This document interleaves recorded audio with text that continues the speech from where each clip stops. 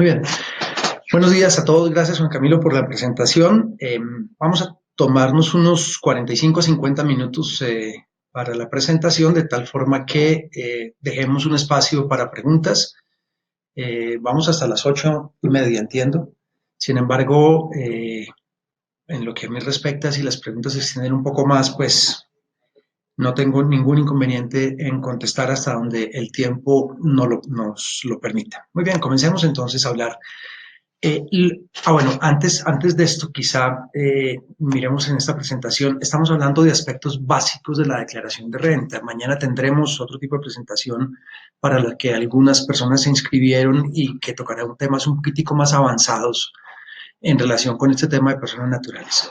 Hoy vamos a hablar de los temas esenciales, de los temas básicos de personas naturales, donde haremos particular énfasis en en la renta más común para las personas naturales, que es las rentas de trabajo. Ya hablaremos de esto, comenzando con la diapositiva en la que estamos mostrando cuáles son los 5 temas que vamos a tratar.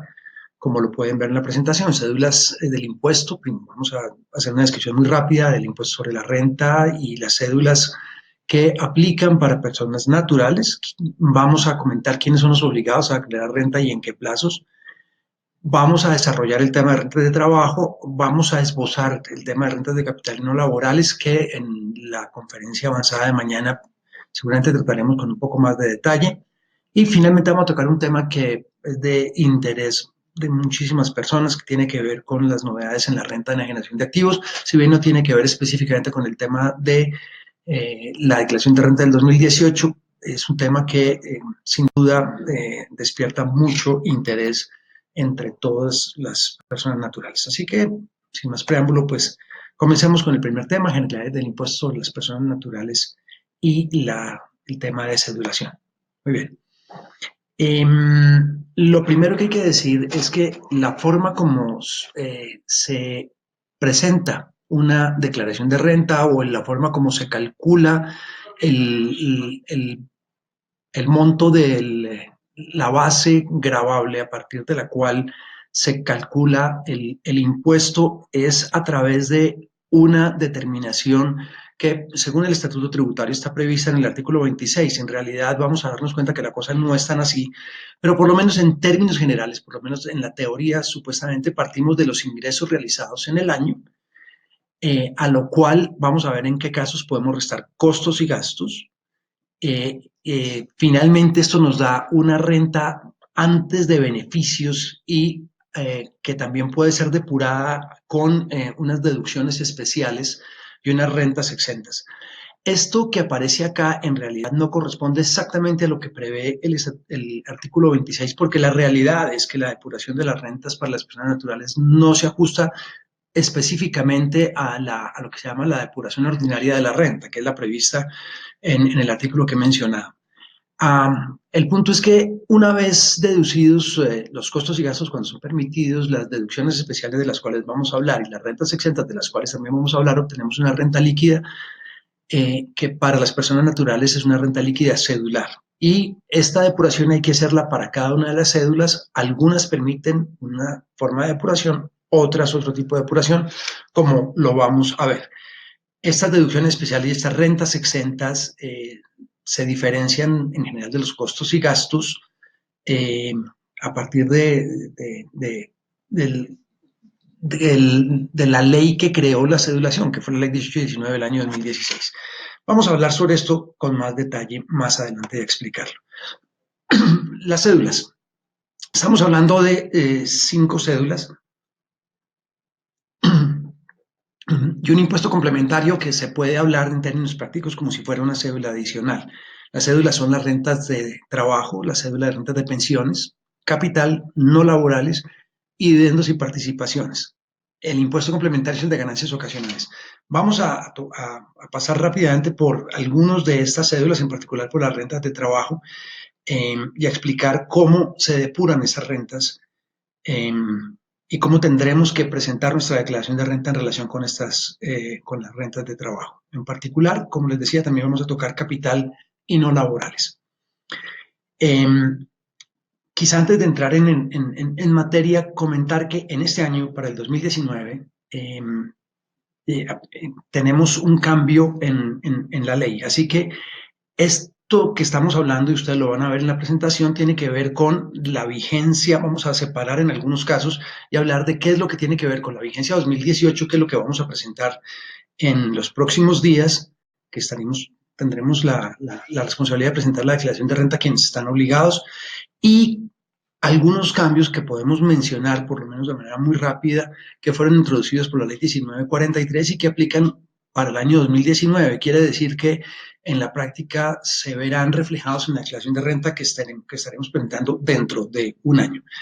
En relación con la renta actual, y en todo caso este tipo de rentas se mantienen para el año 2019, no las cédulas, pero sí las rentas, tenemos las rentas de trabajo que tienen que ver con todo lo que es honorarios y en general compensación por servicios personales, las rentas de pensiones que corresponden a las rentas derivadas de cualquier tipo de concepto que tenga que ver con pensiones, ¿no? O sea, una pensión por vejez, pensión por invalidez, pensión sustitutiva, y no importa si esa pensión se recibe de fuente nacional, es decir, del gobierno nacional, de Colpensiones, de un fondo privado, como sea, o venga del exterior. El simple hecho de que se trate de un concepto pensional hace que esa renta se clasifique en la cédula de pensiones.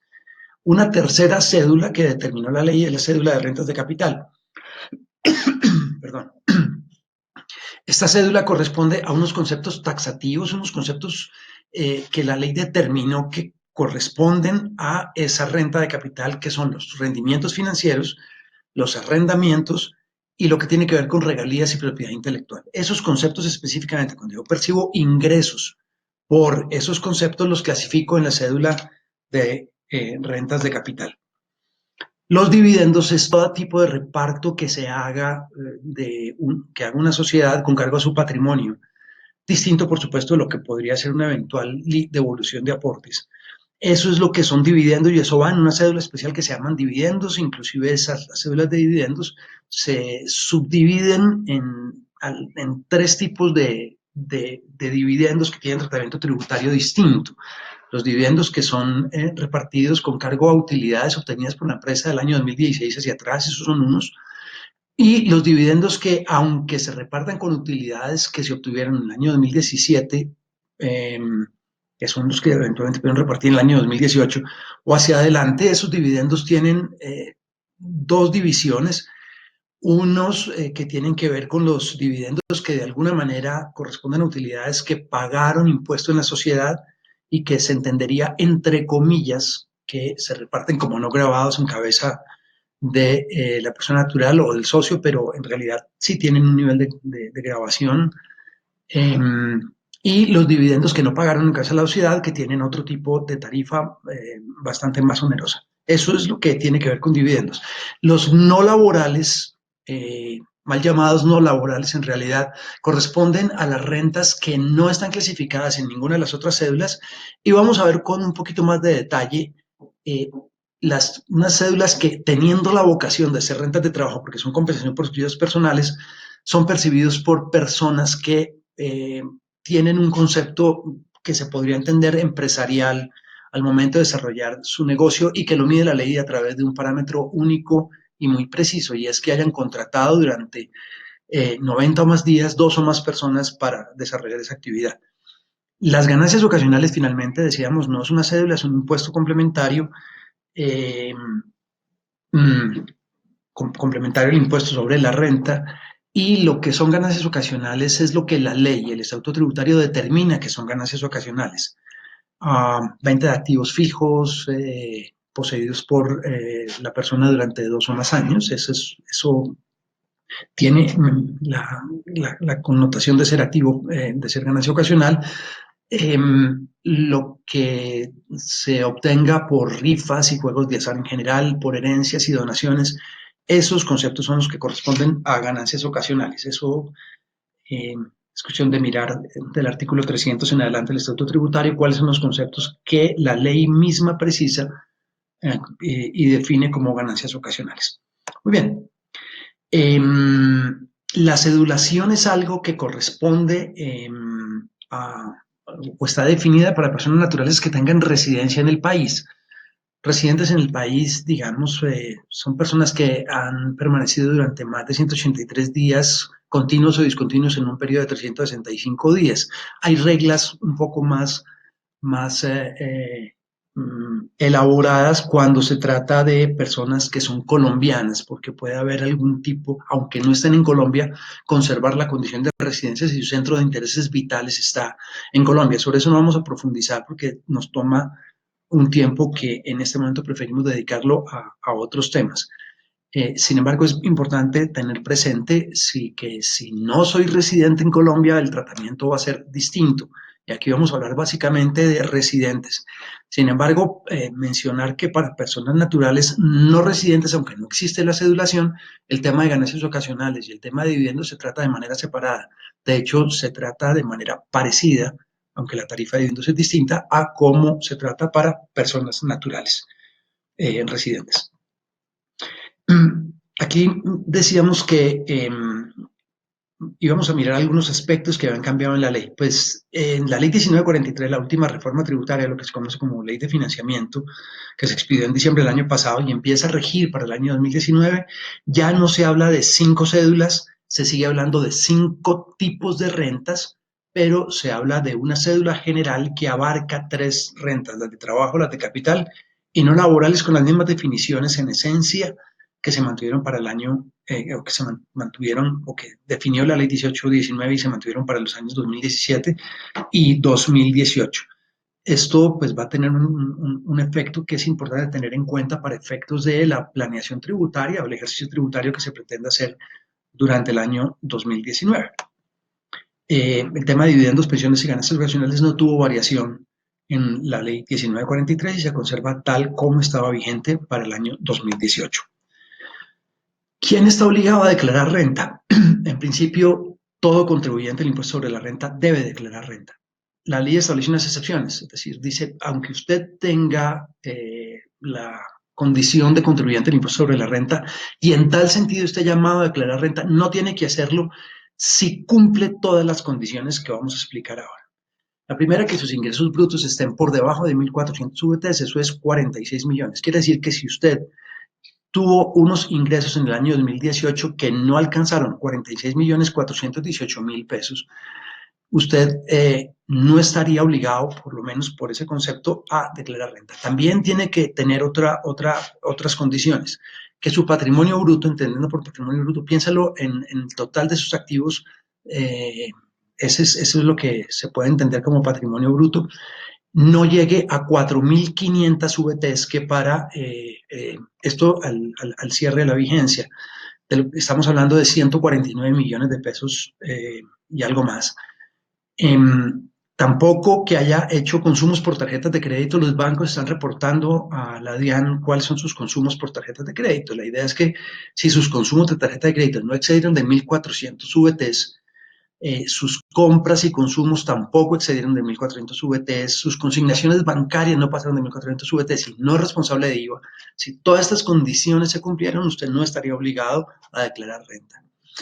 Ahora, miremoslo al revés. Puede suceder que sus ingresos no hayan llegado a 46 millones de pesos, que usted no tenga un patrimonio que llegue a 150 millones de pesos, digamos, en un número redondo, 149, 202, pero que por alguna razón sus consignaciones bancarias hayan pasado de 46 millones. Por ejemplo, que de alguna manera a través de su cuenta una persona, un hermano suyo decidió enviarle a un familiar unos dólares y se monetizaron a través de su cuenta bancaria, o sencillamente usted presta servicios para terceros y esos terceros pues consignan la plata en su cuenta y usted de alguna manera pues digamos usted trabaja en una remodelación, hace remodelaciones y aunque no cobra mucho por sus honorarios, en todo caso pues, digamos la compra de materiales le consignan la plata y usted compra los materiales y al final de la historia resulta que cuando mira usted su cuenta bancaria y en el año sus consignaciones excedieron los 46 millones, pues bien está obligado a declarar renta. Muy posiblemente su impuesto a pagar le va a dar cero, pero tiene que hacer su declaración de renta, no puede dejar de cumplir esa declaración, porque si usted no cumple con esa obligación formal va a tener sanciones por el simple hecho de no presentarla, aunque al momento de presentarla el impuesto a pagar le resulte cero o inclusive le resulte un saldo a favor por retenciones que le han practicado y que al final de la historia le resulte más benéfico, inclusive presentar declaración de renta. Muy bien. Para los no residentes, simplemente para mencionarlo muy rápidamente, los no residentes no están obligados a declarar si todos los ingresos que tuvieron en Colombia de fuente nacional fueron sujetos a retención según unos artículos muy particulares del Estatuto Tributario 407, 411, que hablan de unos conceptos de retención que son los que están y se pueden ver en la diapositiva. Intereses, comisiones, servicios personales, arrendamientos, regalías, leasing, reaseguros, administración o dirección, en el caso de empresas y casas matrices, películas de cine, programas de computador. Esos conceptos son los que están previstos en el 407 o 411, así que si una persona que no tiene la condición de residente en Colombia, no importa la nacionalidad, aquí lo que importa es si es residente o no residente fiscal. Si esa persona, de alguna manera, por ejemplo, una persona que vive en los Estados Unidos, prestó un servicio personal en Colombia, le pagaron sus honorarios, pero le hicieron la retención por los servicios personales, no estaría obligado a declarar. Adicionalmente, también para esas personas también tienen que darse los requisitos, en todo caso, eventualmente, en caso de que tuviera conceptos que no fueron sometidos a retención según los artículos 407 a 411, habría que entonces entrar a validar si esos ingresos o cumplen las condiciones que están previstas en el artículo 592 del Estatuto Tributario, que fue las que hablamos para personas naturales residentes, para concluir si efectivamente tiene o no, en todo caso, que declarar renta. Ahora, plazos para declarar, lo decía Juan Camilo en la introducción, en 6 días estamos comenzando. La idea es que los vencimientos van en función de los 2 últimos dígitos del NID, así que el 6 de agosto se vence el plazo para declarar a las personas cuyo NID o número de cédula termina en 99 o en 00, el 8 de agosto para quienes terminan en 97, 98 y así sucesivamente, hasta los plazos van hasta el 17 de octubre para las personas cuya cédula o NID termina en 01 o 02. Entonces estamos hablando de que de agosto a septiembre a octubre son 2 meses y medio aproximadamente, durante el cual se están venciendo gradualmente los plazos para las distintas personas. Naturalmente nada impide, e inclusive es aconsejable, que presentemos la declaración de renta con suficiente anticipación para evitar cualquier inconveniente en relación con el tema. Entonces, la invitación es que lo hagamos desde ya. La plataforma de la DIAN está habilitada para presentar la declaración de renta. Muy bien, entremos en detalle sobre las rentas de trabajo. ¿Cuáles son los ingresos que forman parte de las rentas de trabajo? ¿Cómo depuro esos ingresos y cómo calculo finalmente la renta líquida celular de las rentas de trabajo? Es lo que nos va a ocupar durante los próximos 30 minutos. Muy bien. Conceptos que conforman parte y tengo que clasificar como rentas de trabajo.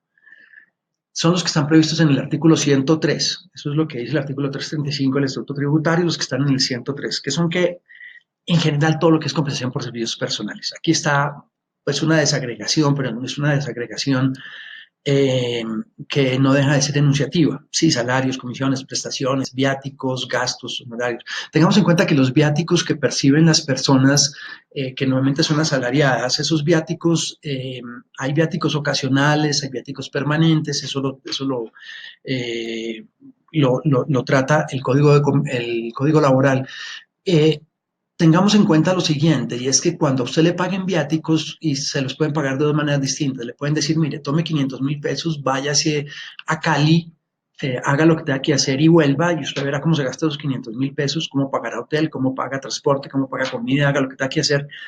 Esos viáticos que se los pagan de esa manera son para usted un ingreso desde la perspectiva tributaria, entrarían a las rentas de trabajo. A diferencia de si le dicen que tome 500.000 pesos, pero devuélvanos justifique los gastos que haga con las facturas correspondientes. Si le falta plata, le vamos a pagar la diferencia o lo que sea, pero eventualmente si le sobra plata, nos la va a tener que devolver. Es decir, en realidad no es que estén dando usted 500.000 pesos para que usted disponga de ellos, sino lo que le están diciendo es que en la práctica le están dando como un anticipo para gastos de viaje, que usted después tiene que legalizar esa plata si no va a ser un ingreso para usted. Eh, Eso va a corresponder simplemente a un gasto de la empresa y usted no va a tener que declarar eso en su declaración de renta. Cualquier tipo de compensación por servicio personal entonces va a tener la vocación de estar en rentas de trabajo, aunque vamos a ver ahora una excepción. La excepción es cuando usted es una persona independiente, es decir, no asalariada, y usted para desarrollar ese servicio personal, para prestar servicio personal, contrató, ya fuera como trabajador, como empleado suyo o como contratistas, dos o más personas que estuvieron vinculadas a esa actividad generadora de renta y las contrató durante 90 o más días continuos o discontinuos durante una misma vigencia fiscal. Entonces, si durante el año 2018 usted es una persona que es un odontólogo, tiene su asistente y tiene una recepcionista que trabajan con usted y trabajan permanentemente, pues no hay la menor duda de que usted, aunque preste servicios personales que tendrían en principio los honorarios que cobre por sus servicios como odontólogo, la vocación de ser rentas de trabajo, el hecho de haber contratado durante 2 o más personas durante 90 días para prestar esa actividad hace que esas rentas dejen de ser rentas de trabajo y legalmente deban ser clasificadas en la cédula de rentas no laborales. Entonces es muy importante que usted sepa cuáles rentas se devengó apoyado en 2 o más personas durante 90 o más días y cuáles no, porque eventualmente usted puede tener rentas de trabajo. Por ejemplo, si usted como odontólogo también dictó una serie de conferencias y por eso le pagaron una plata porque dicta clase en la universidad, pues seguramente si para dictar sus clases no se apoyó en 2 personas, esas serán rentas de trabajo, mientras que los servicios profesionales que presten su consultorio apoyado en 2 o más personas entran a ser clasificadas y deben ser declaradas como rentas no laborales. Así que tendría en ese caso 2 tipos de rentas. Bien, ¿cómo se depuran las rentas de trabajo? Usted toma el total de ingresos que forman parte de las rentas de trabajo y resta lo que se llaman ingresos no constitutivos de renta. Ahora vamos a ver cuáles son esos conceptos que son no gravados o que se conocen con un término más largo en la ley, ingresos no constitutivos de renta. La diferencia de esos dos valores, según en principio el artículo 336, vamos a ver que hay una excepción para esto y hay una depuración adicional, pero vamos a hablar de eso un poquito más adelante. En principio, digamos, si usted resta los ingresos no constitutivos de renta, obtiene lo que se llama la renta líquida cedular y va a poder restar unos beneficios, unas deducciones especiales, unas rentas exentas, en la medida en que esas deducciones y rentas exentas no excedan del 40% de la renta líquida cedular y en todo caso no pasen de 5.040 VTs. Ese es el límite sobre el cual usted puede tomar beneficios. Al final, restando esos beneficios de la renta líquida cedular, obtiene lo que se llama la renta líquida, que habría que llamarla de la misma manera porque no diferencia la terminología del estatuto. Entonces, hablemos de la renta líquida cedular neta, digamos que es la que después va a tener usted que sumar con la renta de pensiones, si es que tiene rentas de pensiones, para aplicar la tabla del impuesto sobre la renta. Entremos en más detalle de cómo se depura esto. Lo que vamos a ver ahora es cuáles son esos conceptos con los cuales yo puedo depurar las rentas de trabajo. Lo primero, lo que son los ingresos no constitutivos de renta. Usted puede restar todos los aportes que haga a salud obligatoria, es decir, a su EPS. Antes de la ley 1819 esto era una deducción, hoy en día es un ingreso no constitutivo de renta. Las pensiones obligatorias, todos los aportes que usted haga a su fondo de pensiones obligatorias son también ingresos no constitutivos de renta. Ahora vamos a ver que usted puede, si forma parte del régimen de ahorro individual con solidaridad, es decir, si sus aportes a pensiones los hacen no a Colpensiones, que es el régimen de prima media, sino a un fondo privado, usted eventualmente pudiera hacer no solamente los aportes que la ley le exige hacer al fondo de pensiones obligatorias, sino que eventualmente usted podría hacer unos aportes voluntarios y también podría restarlos como ingresos no constitutivos de renta y vamos a ver cómo eso cambió a partir de la ley 1943, pero hasta el año 2018 usted puede hacer aportes sin límite, perdón. Ahora, si usted trabaja para el Estado y tuvo apoyos económicos para estudios del Estado, también los puede restar como ingresos no constitutivos de renta. La DIAN en el concepto 912 del 2018 del unificado de personas naturales dijo que los aportes a las administradoras de riesgos laborales, que si usted es independiente, en algunos casos puede hacer, o siempre puede hacer, y en algunos casos inclusive está obligado a hacer, como independiente, dijo la DIAN que los podía restar. Esto no está en la ley. Este concepto extralimitó las posibilidades de ley. Pues sin embargo, pues lo dijo la DIAN, lo comentó porque por lo menos mientras el concepto esté vigente, pues hay un sustento para restarlos. Yo no lo restaría en mi declaración de renta. Me parece que no es una buena idea hacerlo simplemente porque un concepto de la DIAN lo dijo.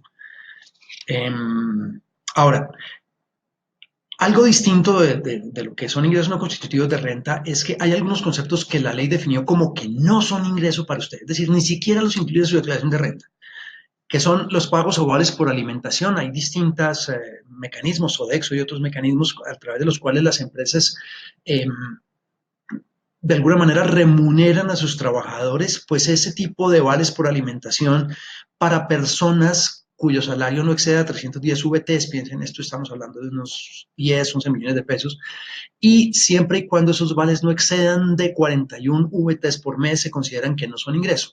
¿Qué pasa si la persona gana más de 310 VTs? Cualquier cosa que le paguen con esos bonos de alimentación será ingreso grabado. Si la persona, por el contrario, tiene un ingreso por debajo de los 310 VTs, todo lo que le den en bonos de alimentación será considerado como no ingreso para efectos tributarios hasta el límite de 41 VTs, 1.200.000, 1.300.000, de ahí en adelante será grabado. La ley 1943, ojo, esto solo aplicaría, como ustedes ven, hay un recuadrito que dice ley 1943, solo aplica para el año 2019.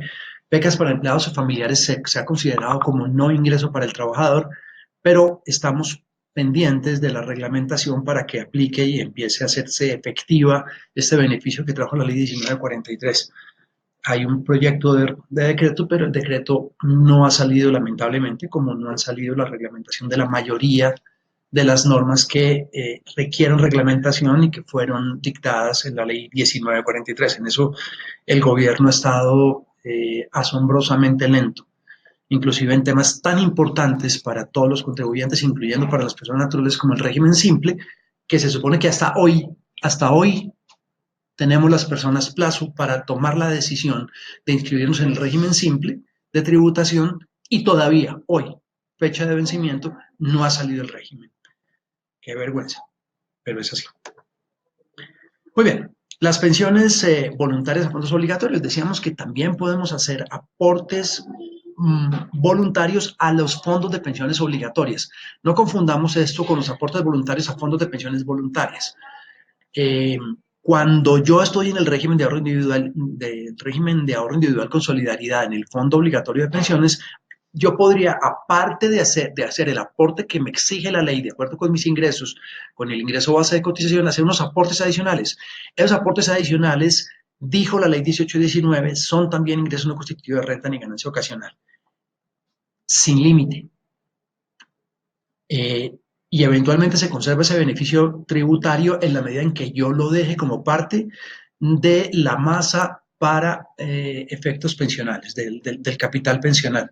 Si lo retiro antes, formará parte de la renta en el año en que yo lo retire y tendrá una retención del 15%. Eso decía la ley 1819. Cuando aparece la ley 1943, cambia la película y por lo tanto para este año ya los aportes quedan limitados al 25% del ingreso y en todo caso no más de 2.500 VT, algo más de 85 millones, ya esos aportes ya quedaron bastante limitados y los retiros quedan sujetos a una retención del 15%, con un pequeñito problema en la ley o un pequeño conejo que nos pusieron a algunos contribuyentes que habíamos hecho aportes o los que habían hecho aportes a los fondos de pensiones obligatorias. Yo no lo hice porque no estoy en los fondos, en el régimen de ahorro individual con solidaridad.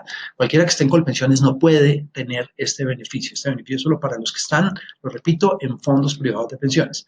Y es que si no se conserva ese aporte, aunque yo lo haya hecho en años anteriores, hasta el momento en que ya adquiera la condición de pensión y lo deje como parte del capital pensional, sino que lo retiro antes, entonces la retención ya no va a ser del 15%, sino del 35%. Enfatizo la palabra retención, no es que sea un impuesto, es la retención. El ingreso sigue, por supuesto, al momento del retiro, así como en su momento fue ingreso no constitutivo de renta, el momento en que lo retiro, y sí tendrá que incluirlo como un ingreso en mi renta gravable, renta no laboral. Pero la retención van a practicarse el 35%. Al final pueda que esa retención resulte en exceso y me dé un saldo a favor, pero en todo caso pues no deja de ser un impacto en caja importante el hecho de que me retengan el 35% del monto del retiro. Y sin transición, quiere decir que si alguien hizo aportes en el año 2017, 2018 con este beneficio y retira en el año 2019, 2020 o lo que sea, pues va a tener en relación con los aportes también una retención del 35% y no del 15% como lo previó la ley vigente hasta el año pasado. Pequeños cambios de ley donde el legislador no tiene cuidado en generar una norma de transición para respetar un poco las expectativas que había antes, en el momento en que se hizo ese ejercicio de ahorro, bien sea que se hubiera hecho como ahorro en sí mismo, como mejora en su pensión, o como un esquema de planeación tributaria legítimo. Bien, esa es la realidad. Continuemos un poco. Ahora, ya sabiendo cuáles son los ingresos no constitutivos de renta, miremos cuáles son los beneficios. Los beneficios decíamos que son de dos tipos. Lo que son deducciones especiales, y ¿por qué hablo de deducciones especiales? Porque en general el concepto de deducción, hasta que apareció todo este tema de rentas cedulares de personas naturales, era un tema pacífico en el Estatuto Tributario.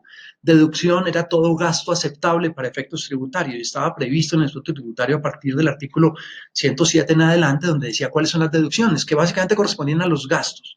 En realidad, cuando se hablaba de impuestos, cuando yo tenía que depurar el impuesto sobre la renta, más que hablar de gastos, hablaba de deducciones.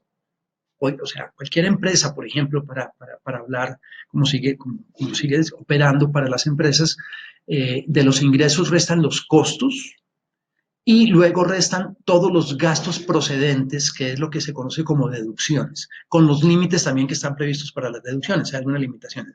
Pues bien, ese concepto de deducciones cambia y tiene una aplicación distinta para personas naturales.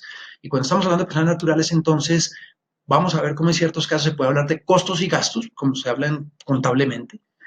Y las deducciones en realidad hacen referencia a unas deducciones que ya no son las deducciones generales, sino que son deducciones muy particulares que son permitidas por la ley para las personas naturales.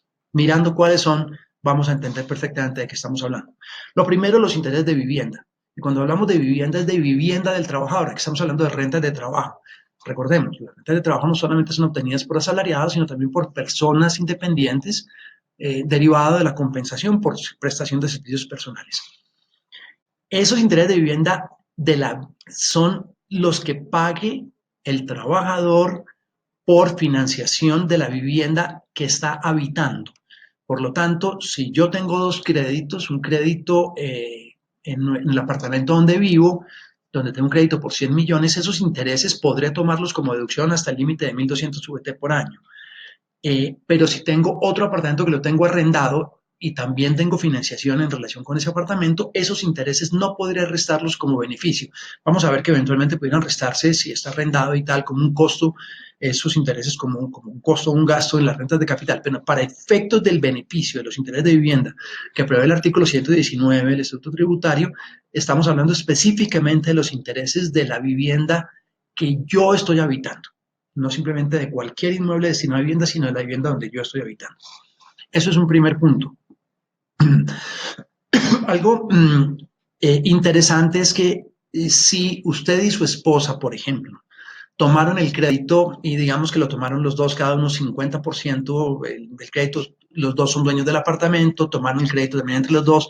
Entonces, en principio, el apartamento es de los dos y el crédito lo tomaron los dos. Ambos firmaron el pagaré y en principio ambos son solidarios y digamos que se entendería que el crédito está tomado, digamos, 50-50. Pues puede efectivamente cada uno de los dos restar la mitad de los intereses que pagaron por ese crédito como beneficio cada uno en su declaración de renta, o eventualmente uno de los dos no tomarlo y que el otro tome el 100%. Y eso entonces es algo que usted puede mirar con su codeudor, sea que ese codeudor sea pues su cónyuge o cualquier otra persona, un hermano o cualquiera, o su pareja o quien sea. Eso es algo que está permitido por el decreto reglamentario. Otra deducción, otro beneficio particular que existe son los pagos que usted haga por salud. Ya hablamos del pago obligatorio a las entidades, a las CPS. De eso no estamos hablando. Aquí estamos hablando de otros pagos por salud, específicamente los que tienen que ver con medicina prepagada, con seguros de salud que son similares en su funcionamiento a medicinas prepagadas, y eventualmente planes complementarios de salud. Cualquiera de esos tres conceptos constituyen pagos por salud que usted puede deducir con un límite de 192 VTs al año. Ahí hay una plata importante también, eso da como aproximadamente unos 7 millones al año, cosas sí que usted puede eventualmente restar y depurar en su declaración de renta. Si usted tiene dependientes, ¿qué son dependientes? Sus hijos hasta los 18 años, si están estudiando hasta los 23 años, eventualmente si tienen algún nivel de discapacidad de por vida, si usted ve por sus papás, porque sus papás no tienen rentas propias, o por hermanos que eventualmente no tienen rentas propias, también puede eventualmente tomarlos como dependientes. También, por supuesto, si hay discapacidad de sus papás o cosas de ese estilo, pues también eventualmente son dependientes. Eso está definido en la ley. Y si usted tiene uno o más dependientes, puede deducir hasta el 10% de sus ingresos como un beneficio, en todo caso sin exceder de 384 VTs en el año. Tengamos en cuenta que la VT para el año pasado era 33.156. Para efectos de que usted multiplique estas VTs por 33.156, sepa cuál es el monto que le aplica para el año pasado. Lo dejé en VTs porque pues para este año el monto en VTs es igual, solo que la VT pues ya cambió a 34.000 y pico. Los independientes pueden hacer, la ley establece una ficción en el artículo 126. Si bien las cesantías son un concepto eminentemente salarial, dice la ley que los independientes pueden hacer unos aportes en calidad de, toca decirlo entre comillas porque es una ficción de la ley, cesantías, y por lo tanto yo como independiente puedo ir a un fondo de cesantías, hacer aportes a ese fondo de cesantías como independiente, y en la medida en que no exceda, pues, o mejor, podré tomar eso como un beneficio en la medida en que no exceda, o el límite de ese beneficio es la 12ª parte de mi ingreso anual, y en todo caso no más de 2.500 VTs. Estos son los beneficios que yo puedo tomar como deducciones, pero adicionalmente tengo otros beneficios que son tomados también como rentas exentas. ¿Cuáles? Aportes voluntarios a fondos de pensiones voluntarios. Esto sí lo puede hacer cualquier persona, no importa qué tenga que ver con su régimen obligatorio de pensiones. Estos fondos de pensiones voluntarias puede entenderlos usted más, si lo quiere usted como una cuenta bancaria con beneficio tributario, si lo quiere ver en ese sentido, de alguna manera una especie de cuenta de ahorros con beneficio tributario. Usted va a cualquier fondo de pensiones, abre una cuenta de pensiones voluntarias, no importa que usted, sus pensiones obligatorias estén en Colpensiones, esto es un esquema completamente distinto, y la ventaja que tienen estos aportes voluntarios a fondos de pensiones voluntarias es que son tratados como renta exenta, con un límite, y es el 30% de sus ingresos, y en todo caso no más de 3.800 VTs en el año. Hay un artículo del Estatuto Tributario que enumera una serie de beneficios para trabajadores. Es el artículo 206, indemnizaciones por salud, gastos de entierro del trabajador, que pues evidentemente no va a recibir el trabajador, sino pues sus deudos. Las cesantías se tratan, vamos a ver que no siempre, pero en general, digamos, para trabajadores que que ganan hasta 650 VT la cesantía se tratan como renta exenta, puede ser en el 100% o hay ciertos porcentajes, en todo caso a partir de 310 VTs empieza a ser restringido este beneficio de cesantías exentas, pero por debajo de cualquier trabajador que gane menos de 310 VTs, vaya ganando en los últimos 6 meses menos de 310 VTs, tiene sus cesantías completamente exentas, y eso pues es la mayoría de los trabajadores. 110 VT estamos hablando como de una suma del orden de 10, 11 millones de pesos, entonces estamos hablando que la mayoría de los trabajadores colombianos que ganan menos de ese ingreso tienen cesantías exentas. Hay otros conceptos que son particulares del artículo 206 eh, y que forman parte de esos beneficios que establece la ley. Hay una cosa muy particular, y es, una vez que yo he depurado mis ingresos con todas las deducciones a las que tengo derecho, con todas las rentas exentas a las que tengo derecho, de ese valor neto todavía tengo derecho a tomar un 25% adicional como renta exenta. Siempre y cuando ese 25% no exceda de 2.280 VTs y en todo caso no más de 240 VTs. 2.200, perdón, 2.880 VTs año, 240 meses. En todo caso es un porcentaje bastante alto. La suma de todos esos ingresos que se consideran como rentas exentas y las deducciones a las que yo tengo derecho, sumados también a cualquier tipo de rentas que yo, perdón, déjenmelo ahí. Todo eso, recuerden, está limitado al 40% del ingreso neto. Y en todo caso 5.040 VTs es el límite, por lo tanto no importa, y eso es algo bien importante para tener en cuenta. A veces la gente hace aportes por salud, paga intereses de vivienda, tiene la deducción por dependientes, hace aportes a fondos voluntarios de pensiones, y todo ese monto de ingresos sumado, perdón, todo ese monto de beneficios sumados al 25% de renta exenta excede el 40% de su renta líquida. Recuerden que la renta líquida es sus ingresos menos los ingresos no constituidos de renta, o sea, lo que es básicamente pensiones y aportes a EPS obligatorios. Pues todo el exceso no representa para usted beneficio tributario, porque ese beneficio tributario está limitado a ese 40%. O en el caso de personas con ingresos muy altos, el límite puede no llegar a ser el 40% de los ingresos, sino el límite absoluto de 5.040 VTs.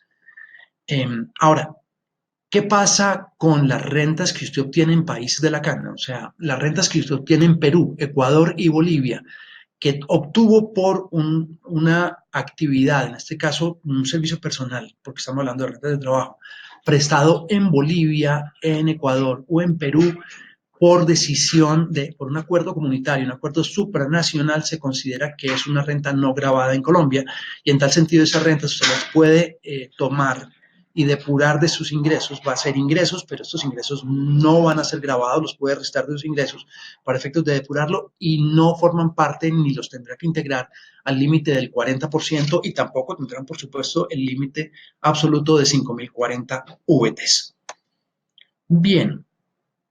Las cesantías a partir de la ley 18 y 19 tienen una realización distinta, aunque no les sean pagadas, por supuesto, si les son pagadas no hay duda de que son ingresos para usted, pero aunque no les sean pagadas y no sean consignadas en el fondo, ese tipo de cesantías tienen que ser reportadas como un ingreso, aunque usted no las haya recibido, y es más, legalmente no tenga derecho a poderlas reclamar, porque las cesantías solo se pueden reclamar en las circunstancias específicas que prevé la ley.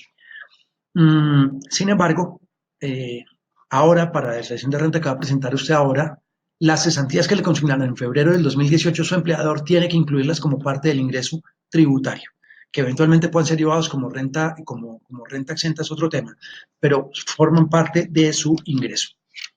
Bien. Hay una cosa interesante, y es que antes, si una pareja tenía un solo hijo, pues el beneficio por dependiente lo tenía que tomar uno u otro. Es decir, la única forma en que una pareja tomara tanto, vamos a decir, digamos, para decirlo fácil, un papá y una mamá con un solo hijo tenían que escoger quién de los dos tomaba el beneficio por ese hijo. La única forma en que un papá y una mamá cada uno tomara un beneficio por dependientes es que tuvieran dos hijos. Pues bien, eso cambió. Eh, el reglamento cambió y hace que, aunque haya un solo hijo, ese hijo pueda ser tomado como dependientes por las dos personas, como además es perfectamente lógico. Si yo y mi esposa tenemos un solo hijo, pues igual ese hijo es dependiente de los dos y los dos podremos tomar el beneficio por dependientes. Bien, aquí hay un punto importante, es específicamente para trabajadores independientes. Si bien la ley no permite o no permitió que en el artículo 336, cuando dijo cómo se depuraban las rentas de trabajo, tal como lo explicamos anteriormente, decía, su renta líquida gravable es simplemente sus ingresos menos sus ingresos no constitutivos de renta, así que no le permite restar costos y gastos implícitamente. Pues bien, esta norma fue demandada ante la Corte Constitucional porque se argumenta que para los asalariados esto no tiene pues mayor impacto. Finalmente, los asalariados, o sea, aquellos que tienen una relación dependiente de trabajo, no tienen costos y gastos. Finalmente, el empleador asume todos los costos y gastos, pero los independientes, las personas que prestamos servicios profesionales independientes, tenemos que asumir todos los costos y gastos normales que asume cualquier tipo de empresario para poder prestar los servicios. Arrendar una oficina, pagar eventualmente un asistente. Decimos que si ya tengo que pagar dos asistentes, ya no son renta de trabajo, sino no laborales. Entonces, hasta un asistente tendré que pagar servicios públicos, gastos de transporte, capacitación, papelería, etcétera. Todos los gastos en los que tiene que incurrir una persona para prestar un servicio. Yendo al caso de los odontólogos, por ejemplo, un odontólogo tiene que pagar todos los materiales que le implica prestar servicio, un médico igualmente, etcétera. Pues bien, todos esos servicios, todos esos costos como independiente no podían ser restados según la ley. Tocó acudir a la Corte Constitucional para decir que allá había una inequidad y la Corte Constitucional falla en la sentencia C-120 del año 2018 para decir que se le permite a las personas que prestan servicios independientes restar costos y gastos. ¿Cuáles costos y gastos? Los que son procedentes según la ley. Ahí sí nos acudimos al artículo 107 y siguientes del Estatuto Tributario para mirar cuáles son los gastos procedentes, que son los que tienen relación de causalidad con la renta, son proporcionales a los ingresos y tienen la condición de necesidad. Eh, esos costos y gastos, que son los que puede además restar, digamos, cualquier empresa, para decirlo en palabras simples, pueden ser restados y pueden ser restados en la declaración de renta del año 2018. Así que si usted es un trabajador independiente, puede restar en la casilla 33 del formulario, tal como se prevé ahora, no solo los ingresos no constitutivos de renta, sino también los costos y gastos procedentes de trabajadores independientes. Hay que decir, a veces hay que sacar pecho por las cosas. Esta sentencia fue accionada por Daniel Delgado Ferrufino y quien les habla. Muy bien. Estas son las tarifas del impuesto sobre la renta para lo que son rentas de trabajo, y les decía, y pensiones. Hay que sumar las rentas de trabajo con las rentas de pensiones, aunque en general las rentas de pensiones virtualmente en Colombia, pues, cuando se trata de rentas de fuente nacional, rentas de fuente extranjera, la cosa es completamente distinta, son totalmente grabadas. Pero las rentas de fuente nacional, los pensionados que son pensionados con pensión de alguna manera pagada en Colombia por un agente colombiano, Colpensiones, o puede ser una empresa privada, pero que pague una pensión en Colombia, esas rentas de pensiones son virtualmente exentas. Los primeros 1.000 VTs mensuales, o sea, hasta 33 millones que hubiera percibido el año pasado, son exentas. Entonces, en la práctica, pues cuando está sumando uno renta de trabajos y pensiones, en la práctica, pues seguramente pensiones para la enorme mayoría de los pensionados va a sumar cero. La tabla del impuesto para esas dos rentas sumadas, en todo caso, y al que le aplique que parte de su pensión resulta no exenta, para ese caso extraordinario, esta es la tabla que tiene que aplicar. Vemos que la tabla llega hasta en el extremo para rentas que excedan de 4.100 VTs. Esas rentas estarán grabadas en el exceso de 4.100 VTs al 33%, pero vemos que, por ejemplo, las primeras 1.090 VTs no están grabadas y, por lo tanto, personas que eventualmente percibieron hasta 6 millones, 30 y algo millones de pesos, no van a tener que pagar ningún impuesto sobre la renta. Eso antes de depuración, porque inclusive vemos que personas que inclusive llegan básicamente hasta ingresos del orden de 5 millones mensuales con las depuraciones, si tiene dependientes, etcétera, termina igual pagando, liquidando un impuesto de cero, porque en todo caso recordemos que así no tenga dependientes, no tenga interés de vivienda, no tenga nada, en todo caso el 25% de esas rentas va a ser exento. Entonces, si alguien gana 5 millones de pesos, la cuarta parte de esas rentas, el 25%, millón y fracción, 1.250.000, va a ser, puede ser restado y por lo tanto al final va a pagar únicamente sobre una base de 3.700.000 que le va a dar un impuesto a pagar muy cercano a cero. Bien, miremos un ejemplo de una liquidación. Aquí precisamente vemos el caso de una persona que gana 5 millones de pesos. En la columna de la izquierda vemos la situación en caso de que esa persona tome ningún tipo de beneficio. Aquí tiene dos beneficios que en todo caso los tiene, quiéralo o no. Y es que si esta persona pues gana 5 millones de pesos, estamos asumiendo que le pagaron cesantías y que las cesantías junto con sus intereses sumaron 5.040.000 pesos, pues son exentas. Y también tiene derecho al 25% de, aquí se nos fue esto, no sé por qué. No sé qué está pasando acá, se empezó a volar esto hacia adelante. Ok, dejémoslo quieto, vamos a ver si, ahí estamos quietos. Listo, empezó esto a funcionar solo. Siempre hay un fantasmita por ahí que le metemos en el computador. Bueno, entonces, si miramos la depuración, digamos, no vamos a entrar en demasiados detalles numéricos, pero lo que sí es importante repasar es con algunos números y con este ejemplo lo que ya vimos. Es, esta persona pagó salud y pensión obligatoria, lo puede restar como ingreso no constitutivo, le da un ingreso neto de 64 millones de pesos. Las cesantías, por el valor que las tomaron, cesantías más intereses, 5.040.000, son exentas. Adicionalmente, entonces, pues finalmente puede tomar un 25% sobre 59 millones. ¿Por qué 59? Porque la base la tiene que tomar después de haber tomado su ingreso y restado todos los beneficios anteriores. En este caso, salud, pensiones y cesantías lo resta de los 70 millones, le da 59 millones, sobre eso toma un 25% adicional que son 14 millones, lo que totaliza beneficios por 19.940.000, que están por debajo del 25% del ingreso neto, de los 64 millones que son 25 millones. Por lo tanto, como esos beneficios que son 19.940.000 están todavía por debajo del límite, los puede tomar completos y a los 59 millones, perdón, a los 64 millones, restarle los 19.940.000 le da 44.700.000. Aplicando la tarifa que vimos en la tabla anterior, estamos hablando de un impuesto a cargo de 1.600 millones, que es 2.32% de su ingreso. ¿Qué pasa si esta persona tomó, por ejemplo, pagó algo por un plan complementario de salud, 1 millón de pesos al año por plan complementario de salud, y eventualmente tiene un dependiente? Ese dependiente pues le da el 10% de los 70 millones, o sea, 7 millones de beneficios, y finalmente haciendo la depuración, esta persona obtiene un total de deducciones y rentas exentas de beneficios de 25.958.000, un poco por encima del límite, que es 25.856. Por lo tanto, lo que puede realmente restar es solamente ese límite, 25.856. Si de los 64 millones resta esos 25.856, obtiene una renta líquida de 38.874.000 que le da un impuesto a pagar de 502.000. Decíamos entonces que una persona con 5 millones apenas si paga un impuesto, pues que realmente es pequeño, de 502.000, que es inferior al 1%, es el monto de hecho calculado para este caso, una persona que gana exactamente un salario de 5 millones por mes, es el 0.72% de su ingreso, es lo que decíamos. De ahí para abajo, 4.800.000, 4.900.000, con el hecho de tener simplemente dependientes prácticamente, ya queda en un nivel de renta líquida que hace que quede por debajo de los primeros 1.090 VTs y finalmente pues no tenga realmente que pagar o liquidar impuestos sobre la renta.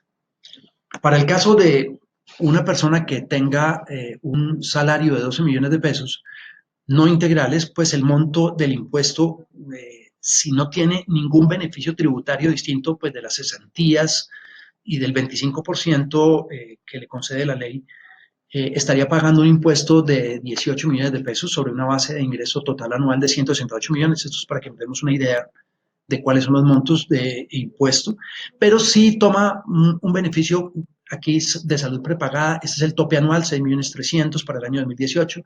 Tope de dependientes, aquí ya no es el 10% que sería 16 millones porque ya llegó al tope en VTs que es 12.732.000. El GMF, no sé si lo habíamos mencionado o se nos escapó por ahí atrás. Yo puedo tomar el GMF, el 50% del GMF que me certifique el banco lo puedo tomar como beneficio. O sea, en este caso estamos asumiendo pues que pagó 4 por 1.000 por 818.000 pesos en el año que le certificó el banco. La mitad son 409.000, lo puede tomar, que hizo un aporte a fondo voluntario de pensiones. Al final esta persona de 12 millones de pesos que estamos hablando acá de ingreso, finalmente tendría un total de deducciones de 70 millones en teoría, 70.470.000, pero resulta que el límite que esta persona tiene son 62 millones. Puesto así las cosas, pues ese es el límite que puede tomar de beneficios. De los 155 millones, restar 62, le da 93 millones de pesos como renta líquida y el impuesto a cargo 14 millones. Vemos cómo estos beneficios a una persona de 12 millones le baja el impuesto de 18 millones a 14 millones y fracción, porcentualmente hablando del 10.72% del ingreso al 8.44% del ingreso. Aquí está el ejemplo que lo podrán analizar después ustedes en detalles con una persona pues de un ingreso ya, digamos, para nuestro medio bastante alto, de 45 millones, en este caso integral, y ver cómo una persona sin beneficios paga 120 millones y con el tope de beneficios pagaría 96 millones de pesos de impuesto.